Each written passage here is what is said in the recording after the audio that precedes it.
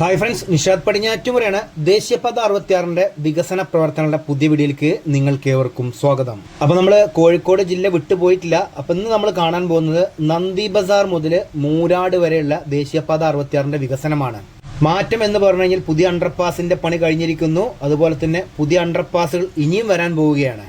അപ്പോൾ ഈ ഒരു അണ്ടർപാസ് കണ്ടോ നിങ്ങൾ, ഇത് നമ്മൾ നന്ദി കഴിഞ്ഞിട്ട് നേരെ തിക്കോടി ഭാഗത്തേക്ക് പോകുമ്പോഴുള്ള ഒരു പുതിയ അണ്ടർപാസ് ആട്ടോ. വലിയ ഉയരമില്ലാത്ത അണ്ടർപാസാണ്.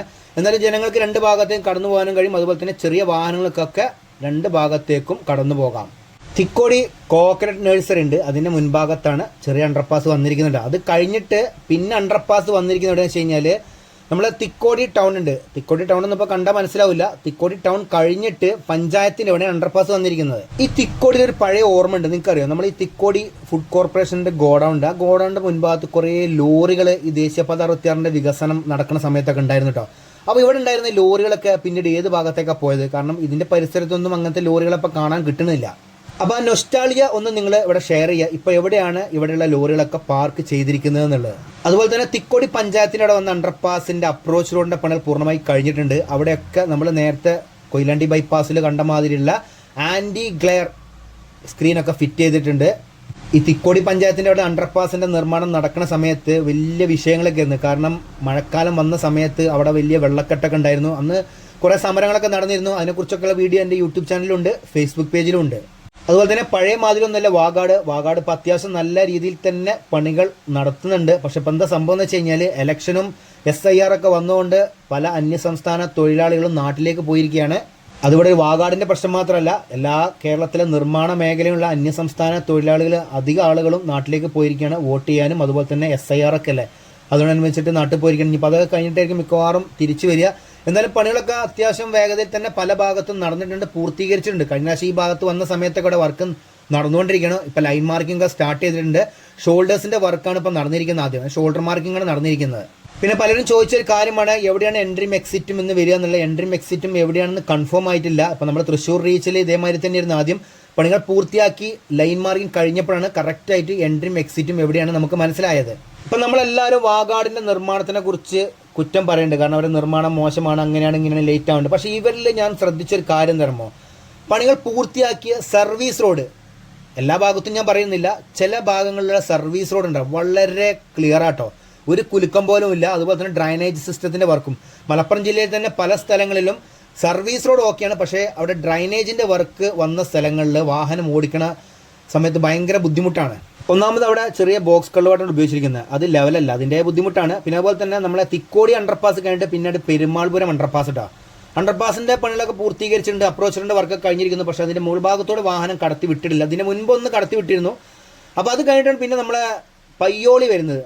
പയ്യോളിത്തെ കാര്യം എന്ന് വെച്ച് കഴിഞ്ഞാൽ അത്യാവശ്യം നല്ല ഗതാഗതക്കുരുക്ക് തന്നെയാണ്. ഫ്ലൈ ഓവറിൻ്റെ പണികളൊക്കെ പൂർത്തീകരിച്ചിട്ടുണ്ട്.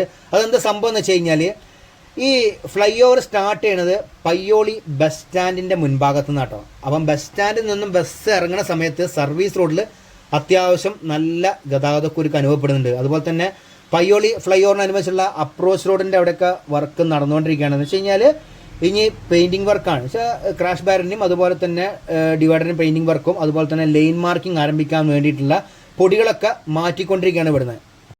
എന്തായാലും ഈ വീഡിയോ കണ്ടതിന് ശേഷം ചിലപ്പോൾ നിങ്ങൾ കാണുമ്പോൾ അവിടെ ലൈൻ മാർക്കിംഗ് കഴിഞ്ഞിട്ടുണ്ടാവും. കാരണം ഈ വീഡിയോ എടുക്കുന്ന സമയത്ത് അവിടെ റോഡിൽ ക്ലീനിങ് നടന്നുകൊണ്ടിരിക്കുകയാണ്.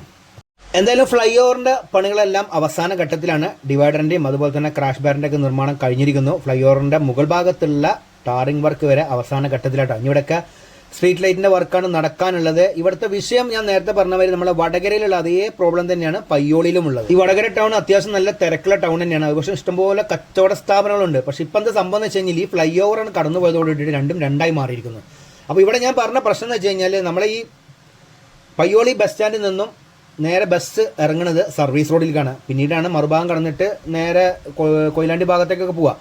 അപ്പോൾ ഈ ക്രോസിങ്ങിൻ്റെ സ്ഥലത്ത് ഗതാഗതക്കുരുക്ക് ഭയങ്കരമാണ്. അത് കഴിഞ്ഞിട്ടാണ് പിന്നീട് നമ്മളെ പയ്യോളി ബീച്ചിലേക്ക് പോകുന്ന റോഡുണ്ട്, അവിടെയൊക്കെ റോഡ് ക്രോസ് ചെയ്യുന്നുണ്ട്.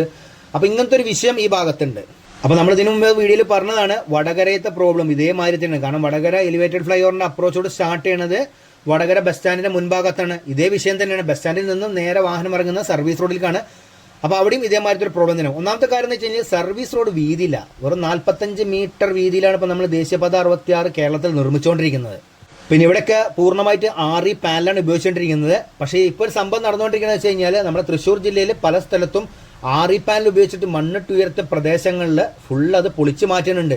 ഇപ്പോൾ ഈ അടുത്ത് നമ്മളെ ഇവിടെ വാടനപ്പള്ളി ഭാഗത്തും ഇതേമാതിരി സമാനമായ സംഭവം ഉണ്ടായിട്ടുണ്ട്.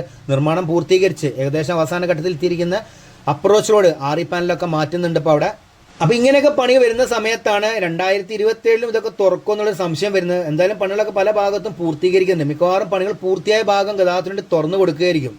ഇനിയിപ്പോൾ റോഡിൻ്റെ നിർമ്മാണത്തിൽ എന്തെങ്കിലും ഫാൾട്ട് ഉണ്ടെങ്കിൽ അത് നിർമ്മിക്കുന്ന സമയത്ത് യാത്രകൾ തടസ്സപ്പെടുത്താതിരിക്കുക. കാരണം വെച്ചാൽ ജനങ്ങൾക്ക് പോകാൻ വേണ്ടിയിട്ട് സർവീസ് റോഡ് നല്ല രീതിയിൽ തന്നെ പണികൾ കഴിച്ചു കഴിഞ്ഞാൽ അത്യാവശ്യം ഗതാഗതക്കുരുക്കൊക്കെ ഒഴിവായി കിട്ടുന്നതാണ്.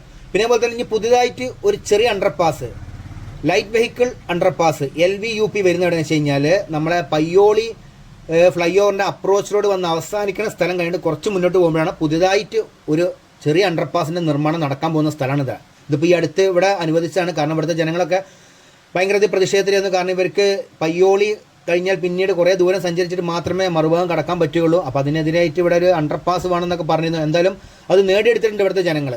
ഇതുപോലെ പല സ്ഥലത്തും ഇപ്പോഴും പ്രതിഷേധം നടക്കുന്നുണ്ട് ചെറിയ അണ്ടർപാസിന് വേണ്ടിയിട്ടുള്ളത്. ഇപ്പോൾ ഇവിടെ തന്നെ നോക്കുകയാണെങ്കിൽ തന്നെ ഈ അണ്ടർപാസ് ഇവിടെ വന്നിട്ടില്ല എന്നുണ്ടെങ്കിൽ ഒന്നുള്ളത് നമ്മളെ പയ്യോളി ഫ്ലൈ ഓവർ, അത് കഴിഞ്ഞിട്ട് പിന്നീട് അയനിക്കാട് എന്ന് പറഞ്ഞ സ്ഥലത്ത് മാത്രമേ അണ്ടർപാസ് ഉള്ളൂ. അപ്പോൾ അത്രയും ഡിസ്റ്റൻസിനിടയിലുള്ള ആളുകൾക്ക് രണ്ട് ഭാഗത്തേക്കും കടന്നു പോകാൻ വേണ്ടിയിട്ട് ഇവിടെ അണ്ടർപാസ് വന്നത് വളരെയധികം നല്ലത് തന്നെയാണ്.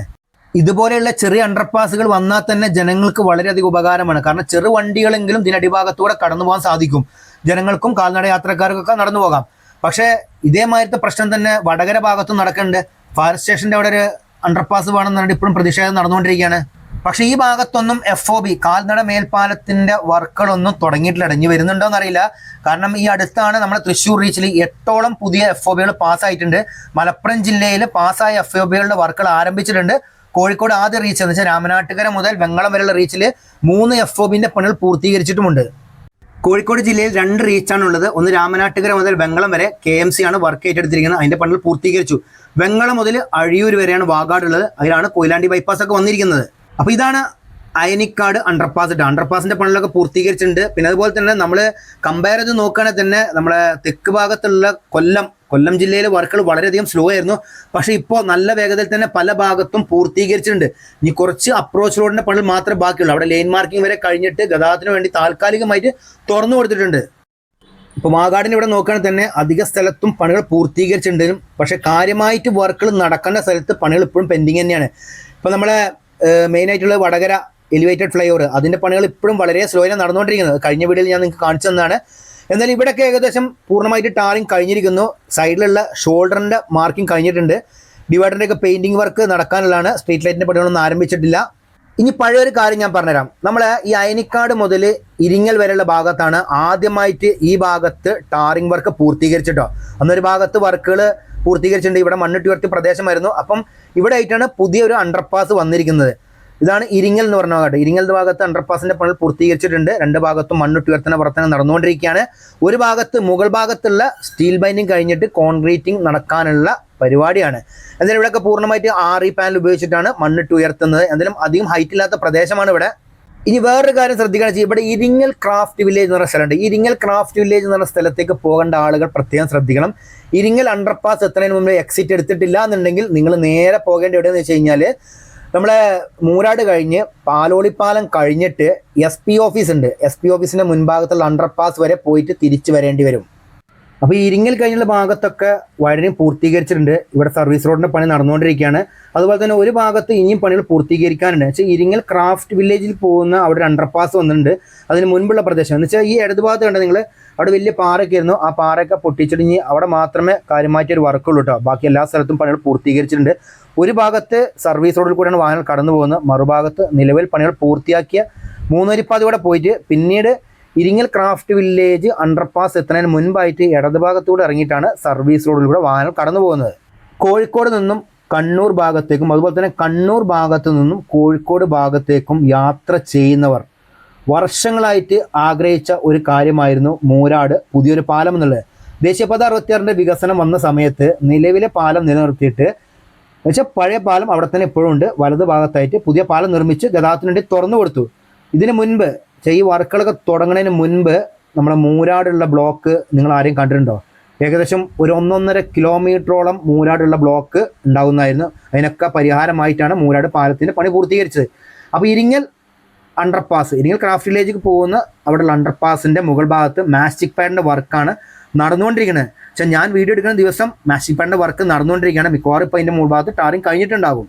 അപ്പോൾ ഇനി കാര്യമായിട്ട് ഒരു വർക്ക് നടക്കാനുള്ളത് നമ്മുടെ ഈ അപ്രോച്ച് റോഡിൻ്റെ അവസാന ഭാഗമാട്ടോ. അവിടെ കുറച്ച് ഭാഗത്ത് വർക്ക് നടക്കാണ്ട്. പിന്നെ വേറെ കാര്യം എന്ന് വെച്ച് കഴിഞ്ഞാൽ സർവീസ് റോഡ് പാലത്തിനോട് ചേർന്നിട്ട് എവിടെയും ഇല്ല. അപ്പോൾ പാലം എത്തുന്നതിന് മുൻപായിട്ട് നിങ്ങൾ സർവീസ് റോഡിൽ നിന്നും 6 വരി പാതയിൽ കയറുക, ബൈക്ക്, ഓട്ടോറിക്ഷ, ട്രാക്ടർ. എന്നിട്ട് പാലം കഴിഞ്ഞിട്ട് വീണ്ടും നിങ്ങൾ എക്സിറ്റ് എടുത്ത് സർവീസ് റോഡിൽ കൂടെ യാത്ര തുടരുക. പുതിയ മൂരാട് പാലം വന്ന സമയത്ത് നമ്മളെ പഴയ മൂരാട് പാലത്തിനെ നമ്മൾ ഒരിക്കലും മറക്കാൻ പാടില്ല. കാരണം ഒരു കാലത്ത് തല ഉയർത്തി നിന്നിരുന്ന ഒരു പാലമാണ്. കണ്ണൂർ ജില്ലയിൽ നിന്നും കോഴിക്കോട് ജില്ലയിലേക്കും അതുപോലെ തന്നെ കോഴിക്കോട് ജില്ലയിൽ നിന്നും കണ്ണൂർ ജില്ലയിലേക്കും യാത്ര ചെയ്യുന്ന ആൾ ഏറ്റവും കൂടുതൽ ഉപകാരപ്രദമായിരുന്നതാണ് ഈ മൂരാട് പാലം. അപ്പോൾ ഇതിന് നല്ലൊരു കാര്യം എന്ന് വെച്ച് കഴിഞ്ഞാൽ ഇതൊന്ന് പുതുക്കി പണിതിട്ട് നല്ലൊരു ഫുഡ് കോർട്ട് ഇവിടെ തയ്യാറാക്കുക. ഒന്നാമത്തെ കാര്യം എന്ന് വെച്ച് കഴിഞ്ഞാൽ ദേശീയപാത 66 കൂടെ സഞ്ചരിക്കുന്ന സമയത്ത് നമുക്ക് റെസ്റ്റോറൻറ്റുകൾ വലിയൊരു വിഷയം തന്നെയാണ്. പല സ്ഥലത്തും എക്സിറ്റും എൻട്രി അറിഞ്ഞിട്ടില്ല എന്നുണ്ടെങ്കിൽ നമുക്ക് റെസ്റ്റോറൻറ്റ് കിട്ടുകയില്ല. അപ്പോൾ ഇതുപോലെയുള്ള ഫുഡ് കോർട്ടുകൾ പല സ്ഥലത്തും വരികയാണെങ്കിൽ അതിനനുസരിച്ച് ഒരു എക്സിറ്റ് കൊടുക്കുകയാണെങ്കിൽ ജനങ്ങൾക്ക് വളരെയധികം ഉപകാരപ്രദമായേനെ. അപ്പോൾ ഇതൊക്കെയാണ് നന്ദി മുതൽ മൂരാട് പാലം വരെയുള്ള വർക്കുകളുടെ വിശേഷം. ഈ വീഡിയോ നിങ്ങൾക്ക് ഇഷ്ടപ്പെടുക നിങ്ങൾ മറ്റുള്ളവർക്ക് മാക്സിമം ഷെയർ കൊടുക്കുക, ലൈക്ക് ചെയ്യുക, കമന്റ് എഴുതാൻ മറക്കരുത്. അപ്പോൾ പുതിയൊരു പുത്തൻ വീഡിയോ ആയിട്ട് വരുന്നവരെ നിങ്ങളോട് എല്ലാവരോടും ബൈ.